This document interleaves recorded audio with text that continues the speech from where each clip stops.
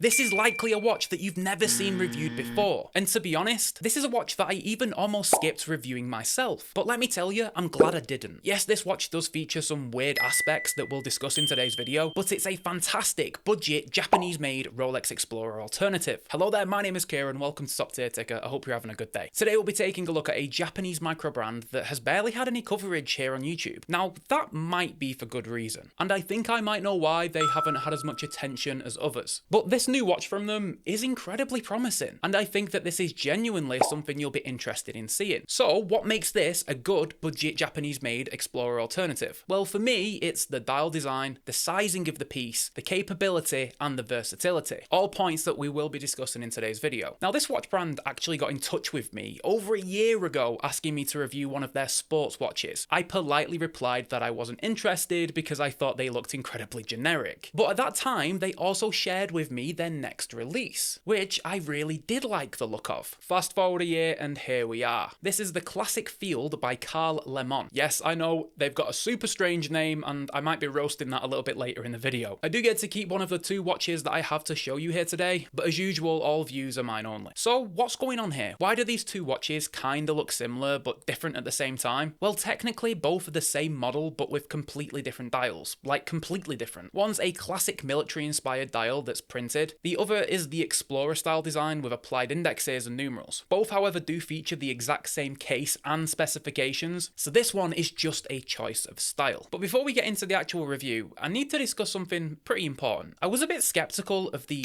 Japan made stamp at the bottom of the dial and the made in Japan claims on the website. Like, what does that even mean? We know that Swiss watches aren't fully Swiss made, rather partially Swiss made. So I looked into this a little bit. To qualify for the made in Japan stamp, it's actually very similar to the Swiss. Firstly, the watches have to be assembled in Japan. Then 60% of the parts have to be of Japanese origin. And this is actually slightly better than the Swiss in my opinion. The Swiss go off value rather than quantity. Sometimes meaning you can just throw in an expensive Swiss movement in a Chinese produced watch to earn the Swiss made stamp. So you at least know that 60% of this watch is actually Japanese made, with every single watch assembled in Japan. Now part of that of course will be the movement, because Japan have two major movement producers that they can use, Seiko and Miyota. Karl Leimon opted to use the more premium Miyota 9039 inside of this watch, which is a genuine no-date movement with a high beat rate. Question is, how much of the movement counts towards the 60% production requirement? I simply don't know the answer to that question, but my guess is there will still be some Chinese parts in this watch, which isn't shocking or anything, but it's just worth pointing out. My take here is that it's better to have the Japan-made stamp at the bottom of the dial than not, regardless of how mysterious the requirements might be. Although I can't say for sure which parts are made where, all I know is that all of the parts used on this watch are of exceptional quality. The case here isn't your generic field watch case. It's clear that some design work has gone into creating something that's a little bit different. The lugs are slender, longer than usual, and follow the curvature of the case rather well. The flat brushed bezel surrounding the crystal is a feature that I often enjoy on watches, which is also the case here too. The side profile reveals a nice curve to the case, with that bezel pointing straight up out of the mid case. The finishing here is basic but super crispy, with polishing to the upper case and bezel sides, then brushing to the upper bezel and case sides, and it's just your standard 316L steel here. The case back is simple but effective, screwed down with a small spec sheet laser etched, and the sign crown here is a decent size and screws to the case. So this Explorer alternative delivers an Explorer-like 100 meters of water resistance, which does massively contribute to this watch's versatility. But it's the dial design that really makes these watches stand out. Both dial variants either come in black or blue. I have the black applied and the blue printed. Both feature a delicate sunburst finish, with white printed minute markings and branding. The printed version features your classic field watch Arabic numerals, which are Breguet in style. The applied version features applied Arabics at every quarter hour, with applied rectangles for the rest. Both feature a classic military inspired syringe handset that does reach right to the outer dial, and they feature a polished finish. Also perfect symmetry with both dials here. No date window to speak of, and no ghost date positions with the movement used. And of course, the 3, 6 and 9 of the applied version does give off proper Explorer vibes here. And the lume on both watches is very good. It's blue in colour, so I suspect BGW9 here, but it's not confirmed on the website. The only thing to mention here is that the printed version doesn't feature loomed numerals. No idea why, no excuse as to why, this is just a big miss for me. However, the applied versions do feature loom within the applied sections, again making the Explorer style piece a better option in my opinion. We also have a flat sapphire glass here, like the Explorer Explorer. Anti-reflective treatment has been used, although it's unstated as to how much, but clarity here is exceptional. And that flat sapphire adds to, well, should I say reduces, the case thickness, which because of the Miyota 9039 and some good design work here, it comes in at just 9.7mm. The case diameter here is 38mm and the lug to lug is just 45.5mm. These are a perfect set of dimensions for smaller and average size wrists. This watch absolutely melts onto my 6.5-inch wrist with ease, and the integrated rubber strap provided with this watch actually adds a little bit of extra presence for those who need something a bit bigger. Indeed, this black rubber strap is the only option with both versions of the watch. The rubber integrates with the case for that seamless transition from case to strap. The quality here is great, with a good quality signed buckle and tang, but what I think makes this watch a true Explorer alternative is the versatility on a range of different straps. That's what makes the Explorer such a fan favourite, in my opinion. It can go with any strap, any outfit, on any occasion, and hopefully you've seen just how versatile this watch is on a range of different straps throughout this video. It's a watch that can very easily be dressed up, dressed down, and everything in between. Combine that with the capabilities of this watch, and you have a truly capable daily driver. The sapphire glass and 100 meters of water resistance will keep you covered, with the universal design working in just about any situation. Now, I've mostly covered the applied version of this watch because, to be honest, it is my favourite, but if a classic field watch is more of your style, then obviously the other dial variant is a good option too. Although I don't think that this watch is a classic field like the model name suggests, rather a super modern take on the field watch. Aside from the printed Arabic numerals, everything else is as modern as it gets here. So sure, classic field in design, but extremely contemporary in almost every other element. But one massive hurdle you will have to overcome with this watch is this branding. Karl Leimon is one of the weirdest brand names I've ever heard for a watchmaker. To me, it just sounds like a bit of a fashion watch brand, which I suspect is why you might not have seen many reviews on this watch brand. Your favourite reviewer probably just dismissed the email after seeing the incredibly generic brand name. I think even the logo here is just a bit crap. So if branding is a big issue for you, it's something to consider here for sure. I'm also just super disappointed that those printed Arabic numerals aren't loomed, because that's a super easy thing to do. And although I do think this rubber strap is nice and high quality, I would have loved this watch to come on a bracelet. Now, in terms of price, I think it's well positioned here. You've got to remember that these are made in Japan, so prices are naturally going to be a bit higher than stuff that's solely made in China, like most micro brands. But when you compare it to what other Japanese watchmakers are charging for their made in Japan pieces, it's fairly well priced, coming in at $550. For the movement and the spec sheet on offer here, that's okay. It's not outstanding, but when factoring in the made in Japan aspect, it's understandable. After all, people are getting paid a fair wage along the way here, which is definitely a sketchy element to the super cheap stuff. And that extra money does definitely correlate to a higher quality piece here. There's some clear design work gone into this watch to create something that's original. The finishing on this watch is exceptionally well done. Fantastic loom, beautiful applied numerals. It's a fantastic addition to any affordable watch collection if you don't mind the branding. You'll of course find the Karl Leimon website linked below. Go and check out the classic field watch and the other models that they do. An underrated Japanese watch brand and one to keep an eye on for sure. If you haven't already, please drop me a like and subscribe, and I'll catch you in the next one, guys.